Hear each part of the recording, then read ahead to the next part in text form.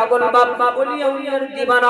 আমাদের কথা নয় বাপ কোন সুন্নি আর সুন্নি আলেম বলে না কোন আপনার সুন্নি মাওলানা বলে না কোন আপনার সুন্নি মুফতি বলে না নিজে মানবতি বলে না স্বয়ং আল্লাহ রাব্বুল আলামিনের কথা তোমরা আল্লাহর ওলিয়া উলিয়াদেরকে মহব্বত করো ওলিয়া উলিয়াদের সোহবতের মধ্যে থাকো ও বেরাদার মুআজ্জাজ সামাই এবার বেরাদার যে কথা আমি বলতে যাচ্ছিলাম আমার খাজা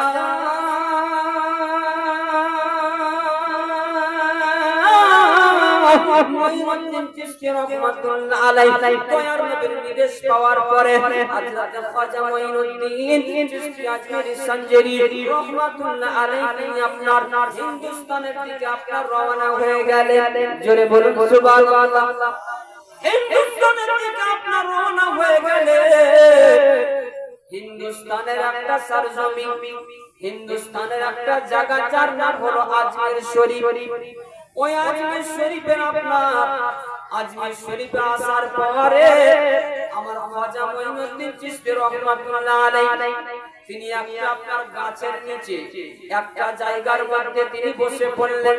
হাতের মধ্যে আপনার তাসবিহ নিলেন বাপ আল্লাহ রাব্বুল আলামিনের জিকিরে আপনার মগ্ন হয়ে গেলেন আল্লাহর জিকিরে আপনার ধ্যানে মগ্ন হয়ে গেলেন আল্লাহ আল্লাহ করতে আছেন বেরাদার ওই সময় আপনার কি বলে আজমির শরীফের আপনার রাজা ছিল আপনার পৃথ্বীরাজ ওই পৃথ্বীরাজের কাছে যখন আপনার খবর পৌঁছে গেল তোমার জায়গার মধ্যে তোমার বিনা অনুমতিতে একজন মানুষ এসে পড়েছে যেই জায়গার মধ্যে তুমি উট বাঁধো ওগো রাজা মশাই যেই জায়গার মধ্যে আপনি উট বাঁধেন ওই জায়গার মধ্যে একজন মানুষ যার মাথার মধ্যে বড় টুপি লাগা আছে যার পরনের মধ্যে বড় লম্বা পাঞ্জাবি আছে যার মাথার মধ্যে বড় বড় দাড়ি আছে হাতের মধ্যে একটা তাসবিহ আছে আর কি যেন জপতে আছে ওই মানুষটা আসার পরে যেই জায়গার মধ্যে আপনি উট বাঁধেন ওই জায়গার মধ্যে বসে গেছে আর আপনার উট বাঁধা জায়গায় বসার পরে কি যেন জপতে আছে জোরে বলুন সুবহানাল্লাহ যখন আপনার রাজা মশাইয়ের কাছে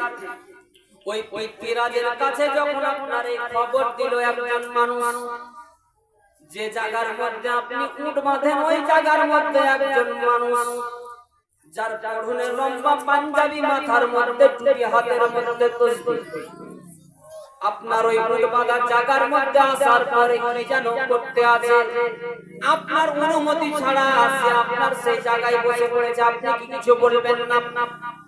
ওই পৃথ্বীরাজ আপনার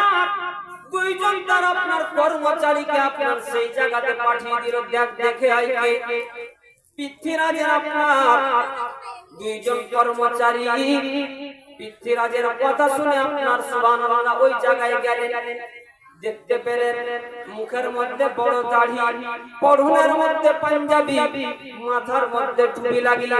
হাতের মধ্যে একটা তাসবিহ নিয়ে জপতে আছে কি যেন জপে আর আপনার সুবহানাল্লাহ পৃথ্বীরাজের দুটো আপনার সেনা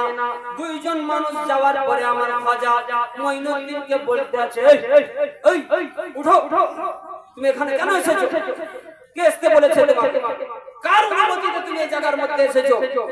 এখান থেকে উঠে যাও আমাদের রাজার হুকুম এখানকার রাজা কে জানো যার নাম হলো পৃথ্বীরাজ এই জায়গার মধ্যে আমরা উট বাঁধি রাজার উট বাঁধা থাকে আর তুমি রাজা বিনা অনুমতিতে তুমি এই জায়গায় এসে বসে পড়েছো এইভাবে যখন আপনার সুবহানাল্লাহ আমার খাজা মুঈনুদ্দিন রহমাতুল্লাহ আলাইহি যখন আপনার বেইজ্জতি করা হলো আমার খাজা মুঈনুদ্দিন চিশতি রহমাতুল্লাহ আলাইহি তিনি বললেন ঠিক আছে বাবা তোমাদের জায়গা থেকে আমি উঠে যাচ্ছি তোমাদের জায়গায় তোমাদের উঠি বসে থাকবে জোরে বলুন সুবহানাল্লাহ এই কথা বলার পরে আমার খাজা মুঈনুদ্দিন চিশতি রাহমাতুল্লাহ আলাইহি ওই জায়গা থেকে আপনার উঠে আপনার চলে গেলেন বেরাদানি মুআজ্জাজ সামাইন এবার সকাল বেলানে আপনার সুবহানাল্লাহ ওই রাজার আপনার প্রজারা রাজার আপনার সেনারা ওই জায়গার মধ্যে যে আপনার বসিয়ে দিয়েছিল সকাল যেমন না হয়েছে সকাল বেলানে আপনার উটগুলো আপনার উঠাবার জন্য গেছে কিন্তু কোনো মতে ওই জায়গা থেকে উট আপনার উঠে না জোরে বলে সুবহানাল্লাহ কোন মতে আপনার ওই জায়গা থেকে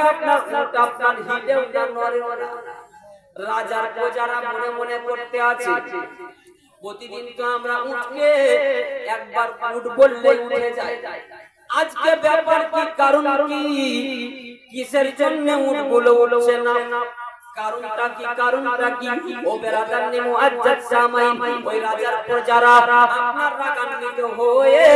আপনার উটগুলোকে আপনার আঘাত করতে আরম্ভ করলেন, উটগুলোকে আপনার মারতে আরম্ভ করলেন। ও বেরাদারনি মুআজ্জাজ সামাইন,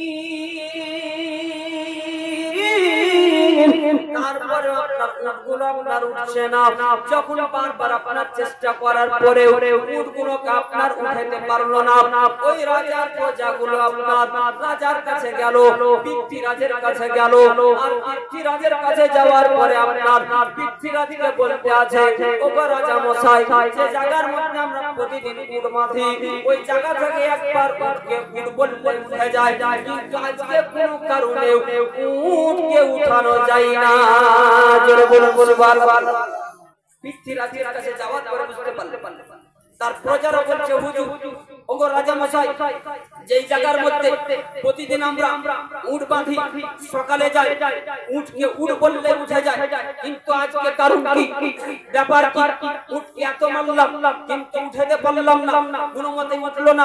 অনেক চেষ্টা করলাম। হে বেরাদারনি মুআজ্জাজ সামাইন, আজকে এইদিকে মন দিবেন, যে কথা আমি বলতে যাচ্ছি খুবই আপনার গভীর কথা বলতে যাচ্ছি। হে বেরাদার, আজকে কিছু মানুষ আপনার চেষ্টা চালিয়ে যাচ্ছে,